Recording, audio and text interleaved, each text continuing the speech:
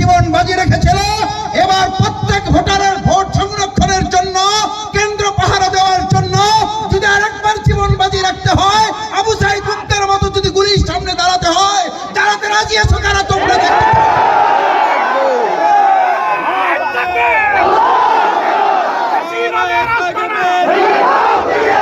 এই বাংলায় হবে না, ফাঁসিবাদের আস্তানা এই বাংলায় হবে না।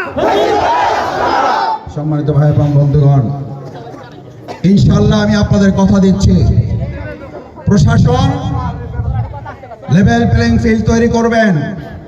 আমাদের পোস্টার ছেঁড়া হচ্ছে, আমাদের ব্যানার খুলে ফেলা হচ্ছে, আমরা খবর পাচ্ছি।